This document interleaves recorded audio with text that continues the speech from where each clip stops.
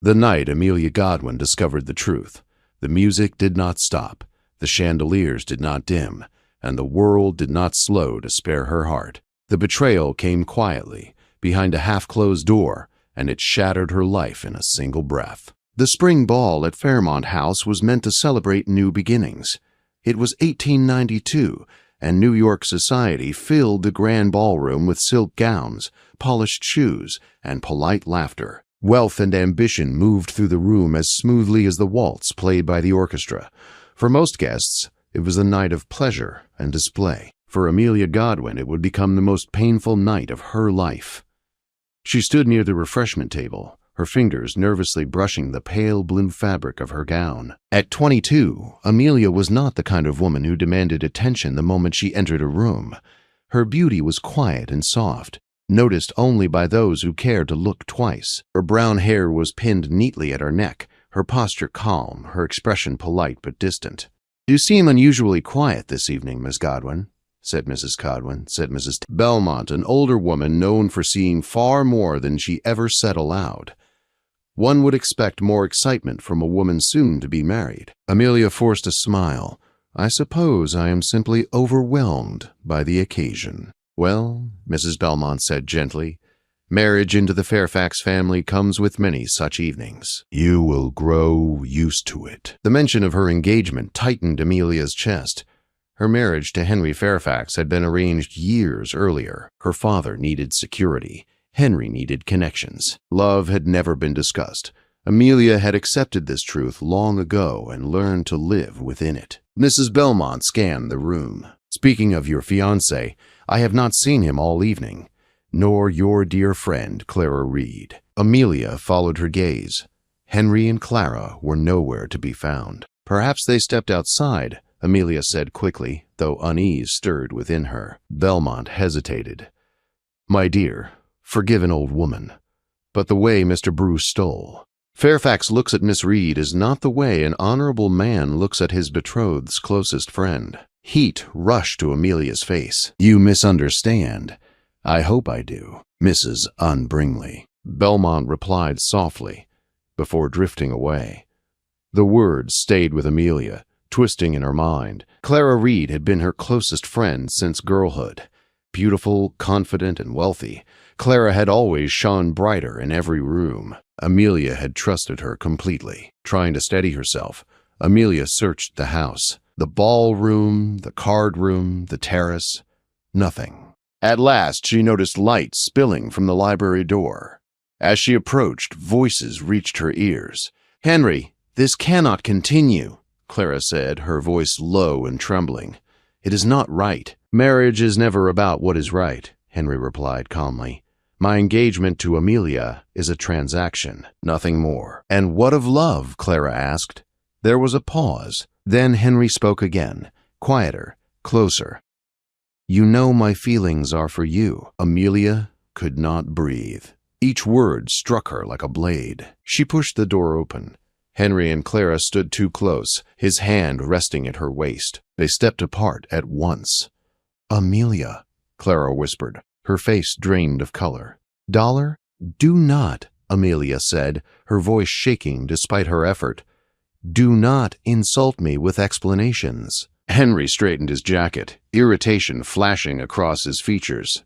"You are making this into something it is not." "I heard everything," Amelia said. "Everything." Clara began to cry. "It just happened." "How long?" Amelia asked. Henry answered without hesitation. 6 months.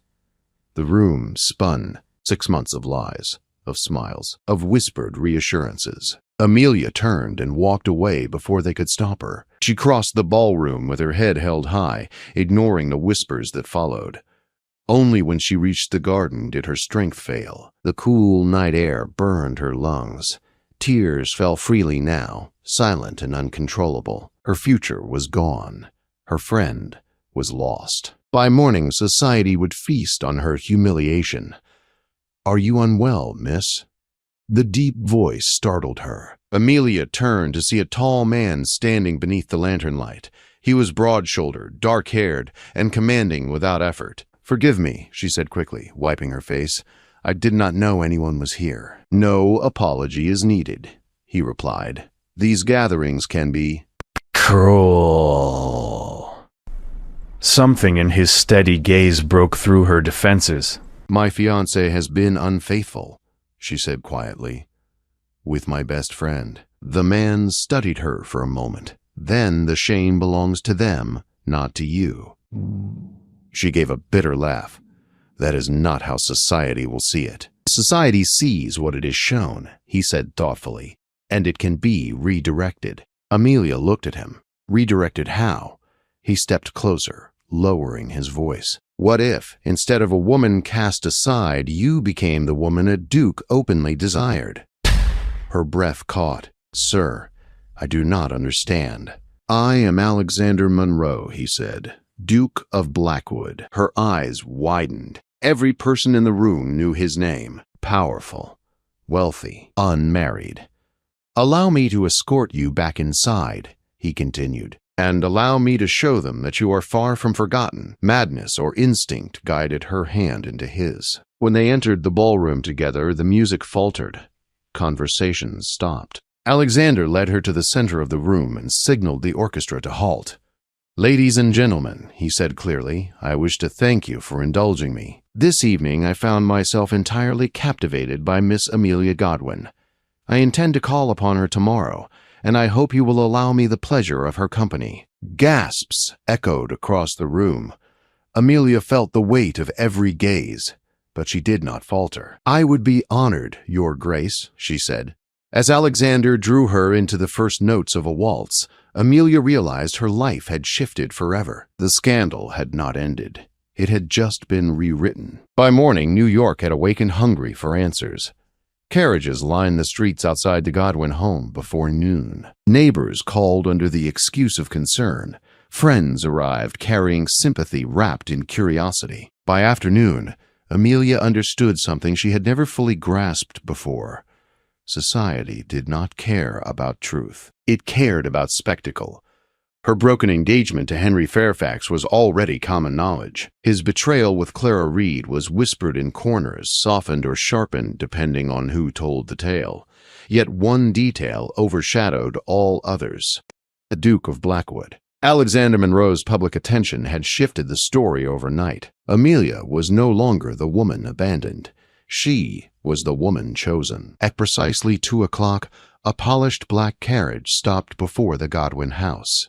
Amelia stood in the drawing room, her hands folded tightly at her waist. She wore a soft gray dress, modest but elegant. Her mother hovered nearby, pretending calm while barely containing her excitement. "He is a duke," Mrs. Godwin whispered for the 10th time. "An actual duke." The butler announced him. Alexander entered with calm confidence, dressed impeccably, his presence filling the room without effort. He greeted Amelia's parents with courteous respect, then turned to her. "You look well," he said. "I could say the same," Amelia replied, her voice steady despite her racing heart. Her father suggested a walk in the garden. Alexander accepted at once. Outside, spring sunlight filtered through blooming trees. For a moment, neither spoke. "I meant what I did last night," Alexander said finally. "But I will not pretend this arrangement is without consequence." "You called it an arrangement," Amelia said carefully. "Yes," he replied. "A temporary understanding, one that benefits us both." She nodded. "You rescued me from humiliation." "And you," he said frankly, "have rescued me from relentless matchmaking. Society will leave me in peace while believing my attention fully claimed." They stopped near a stone bench. "This would last a few weeks," he continued. "Perhaps a month. Long enough for the Fairfax scandal to fade. After that, we part politely." "And my reputation?" Amelia asked. "Intact," he said. "Strengthened even. It was sensible, clean, safe." "I agree," she said. Alexander inclined his head. "Then we proceed with honesty." That honesty was tested sooner than expected. That evening, Amelia received a letter. The handwriting was unmistakable. Clara. Amelia did not open it at first. She stared at the envelope for a long time before finally unfolding the page. The letter was filled with regret. Clara admitted the affair. She claimed confusion, weakness, love. She begged forgiveness and warned Amelia that Henry was furious about the Duke, that he felt humiliated and dangerous. Amelia folded the letter with trembling fingers. Forgiveness felt impossible, but the warning stayed with her. The next days passed in a blur of appearances. Alexander escorted Amelia to dinners, exhibitions, and a musical evening at a Fifth Avenue townhouse. Everywhere they went, they were watched. Yet behind closed doors, something unexpected began to grow. Alexander listened when Amelia spoke. He asked her opinions. He valued her thoughts. No man had ever done that before. One afternoon, as they sat in his carriage after an event, Amelia asked quietly, "Why did you truly help me that night?" Alexander's gaze turned distant. "Because I recognized your expression. I once wore it myself." He told her then about a woman he had once loved, how she had chosen his title over another man, then betrayed him when a richer opportunity appeared, how he had built walls afterward. "I trusted once," he said. "I paid dearly for it." Amelia understood him more than she expected. Days later, trouble arrived exactly as Clara had warned.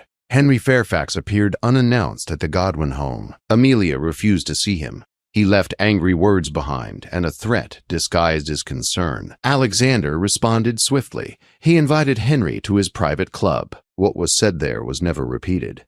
But Henry left the city within the week. His reputation quietly unraveled as whispered truths followed him. Still, danger lingered. One evening, after a gala, Alexander spoke carefully. "I believe we should announce an engagement." Amelia froze. That was never the plan. "It does not need to end in marriage," he said, "but it will silence Fairfax completely." She looked at him. "And if it does not remain, pretend." Alexander did not answer at once. When he did, his voice was honest. "Then we face that truth when it comes." That night, Amelia lay awake, her heart heavy with fear and hope in equal measure.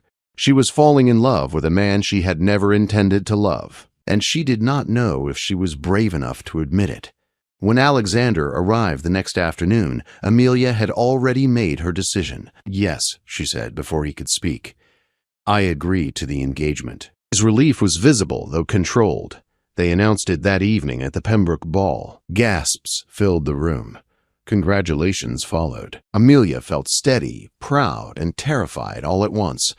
Across the room, Clara watched with tearful eyes, and somewhere beyond the lights and music, consequences gathered quietly, because love born from arrangement was still love, and love, once awakened, could no longer be controlled. The night of the engagement announcement changed everything. What had begun as protection became expectation. What had been whispered, curiosity, turned into certainty. By morning, society no longer speculated whether the Duke of Blackwood admired Amelia Godwin. It accepted that she would become his wife. Amelia woke before dawn, the weight of it pressing against her chest. She sat by the window as sunlight crept over the city, trying to understand how her life had transformed so completely in such a short time. Weeks ago, she had been a woman resigned to duty. Now she was the future Duchess of one of the most powerful men in America. Yet it was not the title that unsettled her. It was the man. Alexander Monroe was no longer simply her protector. He had become the one person whose presence steadied her heart, the one whose absence felt wrong. That frightened her more than any scandal ever could. The days that followed were filled with preparation. Dressmakers arrived. Invitations were discussed. Society women descended upon her with sudden warmth and praise that felt both flattering and hollow. Amelia learned quickly how conditional admiration could be. Alexander watched it all with quiet awareness. "You do not owe them gratitude," he told her one afternoon as they walked through his estate gardens. "They did not see you before I stood beside you." "No," Amelia said softly. "They did not." The wedding was set for early summer. Enough time to be respectable, not enough to invite doubt. As the date approached, Henry Fairfax attempted one final move. A letter arrived addressed to Alexander, filled with veiled threats and accusations. It suggested impropriety, questioned Amelia's character, implied that the engagement was a distraction from questionable business dealings. Alexander read it once and burned it. "He wants control," Alexander said calmly. "He has lost everything else." "What will you do?" Amelia asked. "End it," he replied simply. Within days, Henry Fairfax was publicly exposed. Financial records surfaced. Broken agreements were revealed. Quiet support from powerful men vanished. By the end of the month, he was ruined socially and financially. He left the city without farewell. Amelia felt no triumph, only relief. Clara Reed wrote once more. This time, Amelia answered, she did not forgive her. Not fully. But she released the bitterness that had weighed on her heart. It was not mercy for Clara. It was freedom for herself. On the morning of the wedding, Amelia stood alone before the mirror. She hardly recognized the woman staring back at her. Confidence had replaced quiet resignation. Strength had taken root where fear once lived. Her mother wept openly. Her father could barely speak through his pride. When Amelia entered the church, all eyes turned toward her. Alexander stood waiting. The moment their gazes met, the noise faded. The crowd disappeared. There was only the man who had seen her at her lowest and never turned away. When they spoke their vows, Amelia did not feel trapped by them. She felt chosen and choosing. Marriage did not change Alexander. It revealed him. He was patient where she expected distance, gentle where she expected authority. He encouraged her thoughts, her questions, her dreams. When she spoke of travel, of learning, of seeing more than society allowed women to see, he did not dismiss her. He planned with her. Their home became a place of conversation, not performance. Amelia hosted gatherings that favored ideas over display. Thinkers, quiet brilliance instead of shallow grandeur. Society adjusted, as it always did. Months later, on a quiet autumn afternoon, Amelia sat beside Alexander in the garden of their country estate. The air was cool. Leaves turned gold around them. "I sometimes think," Amelia said, "about the woman I was before that night at the ball." "And what do you think of her?" Alexander asked. She believed survival was the same as living. He took her hand. "And now?" "Now I know the difference." Alexander kissed her fingers slowly. "So do I." They traveled the following spring, across the ocean, across expectations. Amelia stood on distant shores she had only ever imagined. Alexander watched her wonder with quiet joy, knowing he had not rescued her. She had rescued herself. Their love did not burn loudly. It endured. It grew. It healed. Years later, when society spoke of Amelia Monroe, Duchess of Blackwood, they spoke of her influence, her grace, her strength. And now, but in quiet moments, when the world was distant and still, she remembered the night her heart broke, and she thanked it, because betrayal had led her to truth, and truth had led her home.